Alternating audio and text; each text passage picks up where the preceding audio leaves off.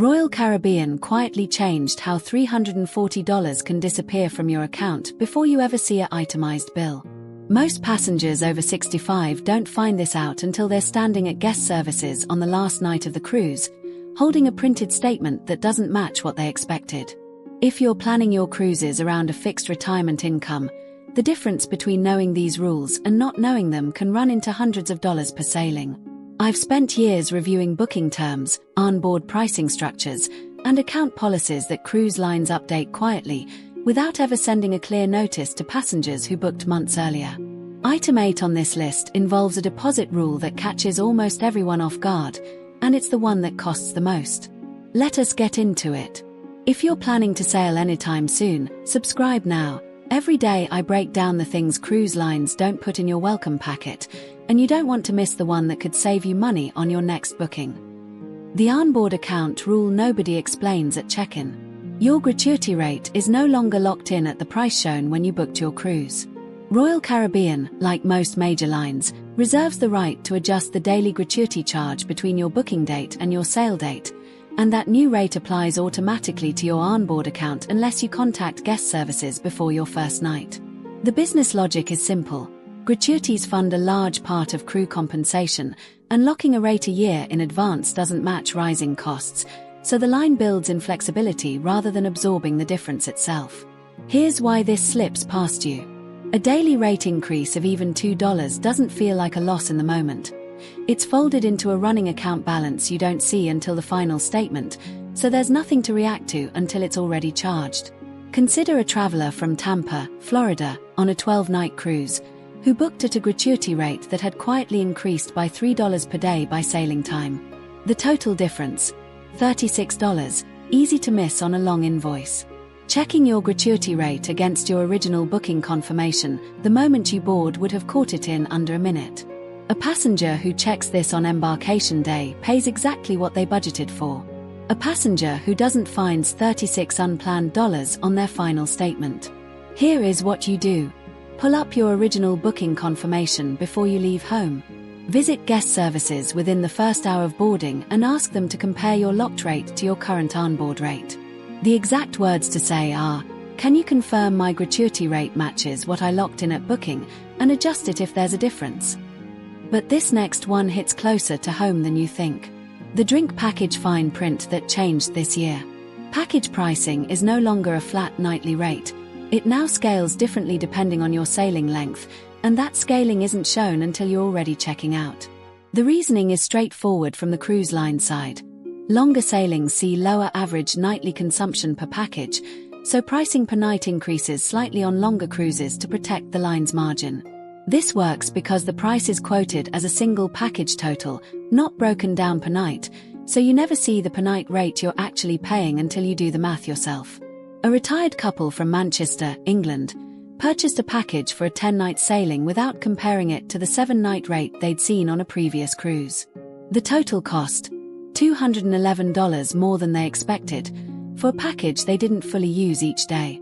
Dividing the total package price by your number of sailing nights before you purchase would have shown the true nightly rate immediately. Here is what you do. Ask for the exact nightly breakdown before you commit. Compare that nightly figure to what you paid on your last cruise. The exact words to say are, "What is the exact price per night for this package, not the package total?"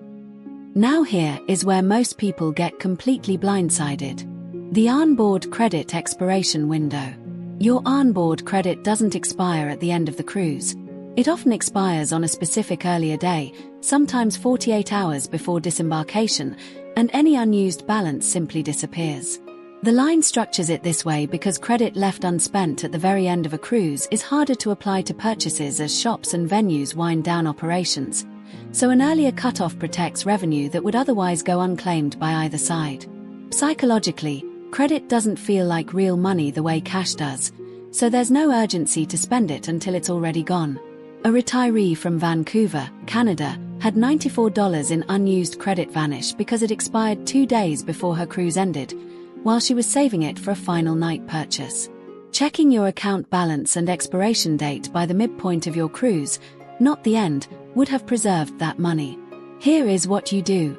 Look at your account balance on day 3 or 4 of any sailing. Ask specifically for the expiration date, not just the balance. The exact words to say are, what is the exact date my onboard credit expires, and does it roll to the end of the cruise? Quick pause here. If you are realizing how much of this you did not know before today, do me a favor and hit that like button right now. It takes 1 second and it helps get this information in front of other people who need to see it before their next sailing. Now, the next 3 secrets are the ones that took the most convincing to get former insiders to talk about. Let us keep going. The specialty dining booking rule and the cabin category tiering change. Specialty dining reservations now open earlier for higher cabin categories, and standard staterooms get access days later, which means the best time slots at the best restaurants are frequently gone before you're even allowed to book. This tiering exists because suites and higher categories carry higher margins, and giving those guests first access to premium experiences reinforces the value of paying for that category on future bookings. The psychology here is that you don't realize you were ever excluded. The app simply shows you the times that remain, so it looks like normal availability rather than a system that started without you. A retired teacher from Lyon, France, tried to book a popular steakhouse the moment reservations opened, only to find every evening slot already gone, because her category's window opened 4 days after suite guests' window. She ended up paying for a specialty dining time she didn't want, at a higher a la carte rate to secure any table at all, $68 more than the package rate would have cost. A passenger who knows their category's exact opening date can book the moment their window opens and get their first choice for the base price. A passenger who doesn't know the tiering exists checks in on a generic date and pays $68 more for whatever remains. Here is what you do. Call before your cruise and ask specifically what date reservations open for your cabin category. Set a reminder for that exact date and book within the first hour. The exact words to say are, what is the exact date and time specialty dining opens for my specific cabin category? What comes next is the one that former insiders told me they were most uncomfortable sharing. The Wi-Fi package price shift and the loyalty point recalculation. Wi-Fi is no longer a flat rate for the whole ship, it's now tiered by streaming capability, and choosing the wrong tier means paying for bandwidth you'll never use, or worse, buying a basic tier that can't handle a video call with family back home. At the same time, loyalty points are now calculated based on fare paid rather than nights sailed, which quietly disadvantages anyone who books during a promotional discount period. Both changes shift the calculation away from something predictable, like nights or a flat fee, towards something variable that most passengers don't think to question. That unpredictability is exactly the point. A variable formula is harder to notice being unfavorable than a flat one that changed. A retired engineer from Munich, Germany, booked the mid-tier Wi-Fi package assuming it covered video calls, only to find it didn't support his weekly call with his grandchildren, and had to upgrade mid-cruise at a higher combined cost. $41 more than if he'd bought the correct tier from the start. Someone who confirms their exact tier's capabilities in advance pays once, correctly, while someone who guesses pays twice. Here is what you do. Ask exactly what activities each Wi-Fi tier supports before boarding.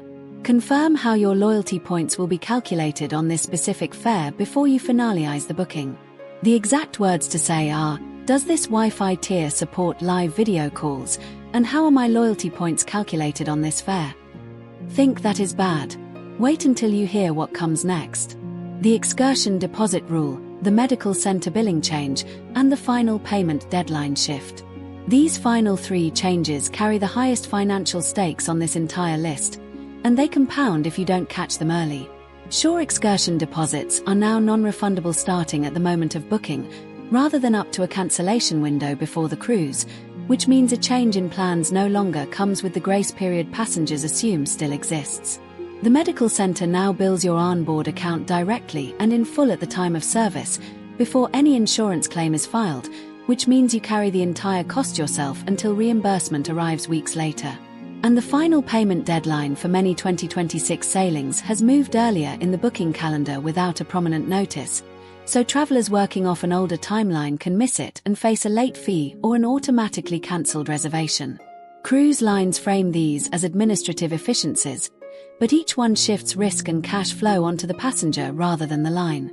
The psychology at work is timing. A non-refundable deposit doesn't feel risky the day you book it. A medical charge doesn't feel large until you see the full total on your account, and a moved deadline doesn't feel urgent until it's already passed. A retired couple from Edinburgh, Scotland, missed their adjusted final payment date by 6 days because they were working from the original timeline in their booking email and were charged a late fee to keep their cabin. $185, avoidable with a single phone call to confirm the actual deadline. A passenger who confirms all 3 of these dates and terms directly with the cruise line in the weeks before sailing pays exactly what they planned for. A passenger who trusts the original booking paperwork alone can face a late fee, a non-refundable loss, or an unexpected medical bill sitting on their account all at once. Here is what you do. Call to confirm your exact final payment date, not the one on your original confirmation email. Ask directly whether your specific excursions carry a non-refundable deposit from the moment of booking. Confirm how the medical center bills your account so you're not surprised by a full charge before insurance reimbursement. The exact words to say are, "Can you confirm my current final payment date, my excursion cancellation terms, and how medical center charges are billed to my account?" You now know 10 specific rules that most passengers only discover after money has already left their account. That knowledge changes what kind of traveler you are, not someone who simply books a cruise and hopes for the best, but someone who navigates their account with the same care they'd give any other part of a fixed retirement budget. There are 2 kinds of passengers on every sailing: the one who checks their account daily and catches a discrepancy in minutes, and the one who finds a surprise total on the last night with no time left to fix it. Protecting a retirement budget one phone call at a time isn't about mistrust of the cruise line. It's about making sure every dollar you spend on board is a dollar you meant to spend. In the next video, I'll walk you through the exact day-by-day account checking routine that catches every one of these charges before they ever post, so you never have to rely on memory alone.